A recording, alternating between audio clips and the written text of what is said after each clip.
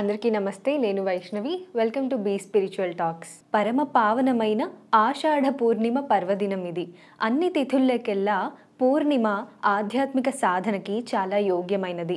అందులోనూ ఈ ఆషాఢ పూర్ణిమ ఎంతో ప్రత్యేకం. ఇది గురు పూర్ణిమ. ఇక్కడి నుంచి చాతుర్మాసాలలో వచ్చే పూర్ణిమలు అన్నీ కూడా జ్ఞాన ప్రధానమైనటువంటి పూర్ణిమలు. జ్ఞానం అంటే ఆధ్యాత్మిక జ్ఞానమే జ్ఞానము.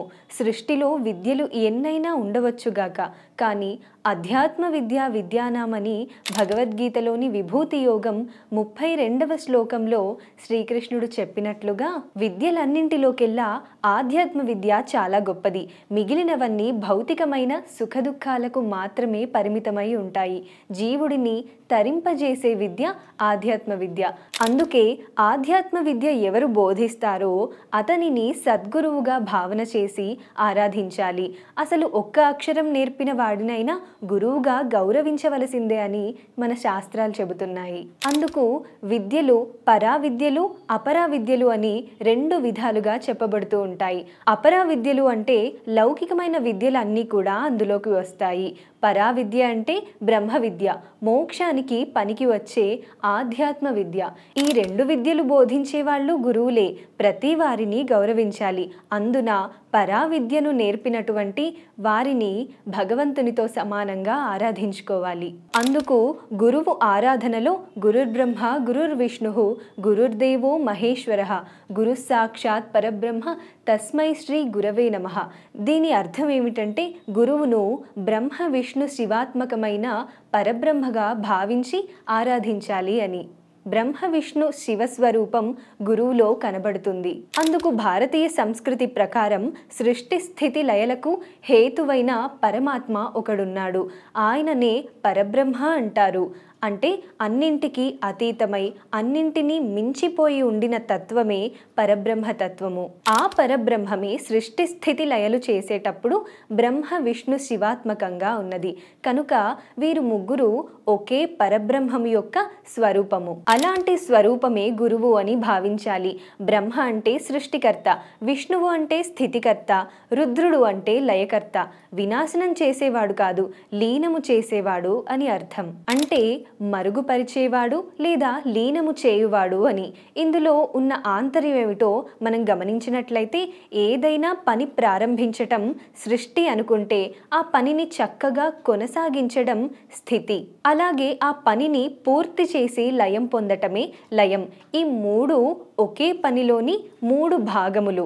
ఆ మూడు ఒకే చైతన్యం వల్ల నడుస్తాయి, కానీ ఆ పని యొక్క స్థితి బట్టి మూడు పేర్లు. అదేవిధంగా ఒక మామూలు మానవుణ్ణి లేదా శిష్యుడిని వివేక వైరాగ్యాలు కలిగించి జ్ఞానాన్ని అనుగ్రహించి ఆ వ్యక్తికి ఒక జ్ఞాన శరీరాన్ని సృష్టిస్తాడు గురువు. అప్పుడు గురువు బ్రహ్మదేవుడు. ఎందుకంటే మనలో జ్ఞానాన్ని సృష్టించాడు కాబట్టి. ఆ సృష్టించిన వివేకాన్ని జ్ఞానాన్ని క్రమంగా మార్గం చూపిస్తూ పెంచి పోషిస్తాడు. ఆ జ్ఞానానికి స్థితి కల్పిస్తాడు. అప్పుడు ఆ గురువు విష్ణువు. క్రమంగా ఈ జ్ఞానం ద్వారా ఆ జీవుడిని పరమాత్మలో లయం చేయిస్తాడు. ఆ లయం చేసేటప్పుడు ఆ గురువే శివుడయ్యాడు. కనుక జ్ఞానాన్ని పుట్టించి పెంచి పరమాత్మలో లయం చేసేటువంటి గురువు బ్రహ్మ విష్ణు శివాత్మకుడే కదా మరి. ఇది మన శాస్త్రం చెబుతున్నటువంటి గొప్ప భావం. అందుకు ఈ శ్లోకం ప్రసిద్ధి చెందింది. ఇంచుమించు ఈ శ్లోకం భారతదేశంలోని ప్రతి ఒక్కరికి తెలుసు అనటంలో ఆశ్చర్యం లేదు. అయితే అలాంటి బ్రహ్మ విష్ణు శివాత్మకమైన గురుస్వరూపం ఎవరంటే వ్యాస భగవానుడు. అందుకే అచతుర్వదనో బ్రహ్మ ద్విబాహురపరో హరిః అపాలలోచన శంభు భగవాన్ బాదరాయణ అని శ్రీ వేదవ్యాస స్తుతిలో వర్ణించబడింది. పరాశర మహర్షి తపస్సు చేస్తుండగా నారాయణుడి తేజస్సు ఆయనలో ప్రవేశించింది. అలాగే నారాయణ ప్రేరణ చేత ఒక అప్సరకాంత సత్యవతి అనే స్త్రీగా అవతరించినప్పుడు నారాయణుడు వ్యాసుడిగా అవతరించడానికి తగిన క్షేత్రం అది అని గ్రహించి పరాశర మహర్షి ద్వారా ఆ తేజం ఆ తల్లిలో ప్రవేశింపచేయబడింది. అప్పటికప్పుడు సద్యోగర్భంగా ఒక తప ఫలితంగా ఆవిర్భవించిన ద్వీపం లేదా దీవి యందు ఉద్భవించాడు కృష్ణద్వైపాయనుడు వేదవ్యాసుడు. పుడుతూనే ఒక యోగ్యమైన స్వరూపంతో ఆయన వ్యక్తమయ్యారు. అందుకే తిక్కన గారు తెలుగు భారతంలో వ్యాసుడికి నమస్కారం చేస్తూ ఇలా అంటారు: ప్రాంశు పయోద నీలతను భాసితు నుజ్వల దండధారు పింగాంశు జటా ఛటాభరణు నాగమ పుంజ పదార్థ తత్వ నిస్సంశయకారు కృష్ణ మృగచర్మ కృతోత్తర కృత్యు భారతీ వంశ వివర్ధను త్రిదశ వందితు సాత్యవతేయు గొల్చెదన్ అని. అంటే నీలమేఘ ఛాయతో ప్రకాశిస్తూ తేజోమయమైన రూపంతో వర్చస్సుతో ఉంటారు వ్యాసుల వారు. అందుకు ఆయన పేరు శరీరకాంతికి తగ్గట్లుగా కృష్ణ అని వచ్చింది. ఆయన వేదములను వ్యాసం చేసి వ్యాసదేవుడు అయ్యారు. బదరికాశ్రమంలో సాధన చేసి గ్రంథరచన చేసినందుకు బాదరాయణుడు అనే పేరు పొందారు. నిరంతరం బదరికాశ్రమంలో నేటికీ ఉంటారని శాస్త్రంలో ప్రసిద్ధి. ఇప్పటికీ బదరికాశ్రమం దగ్గర వ్యాస గుహ అని ఉంటుంది. వ్యాసుడే మనందరికీ అసలైన గురువు.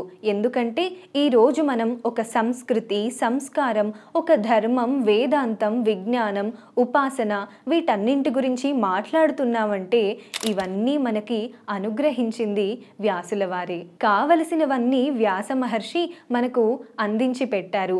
దానిని సరి అయిన గురువుల ద్వారా మనము గ్రహించాలి.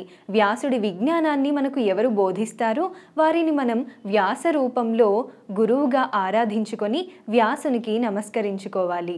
వ్యాసః సమస్త ధర్మాణం వక్త మునివరేడితః చిరంజీవి దీర్ఘమాయు దదాతు జటిలో మమ ప్రజ్ఞాబలేన తపసా చతుర్వేద విభాజకః కృష్ణద్వైపాయనో యశ్చ తస్మై శ్రీ గురవే నమః. నమస్తే. జై హింద్.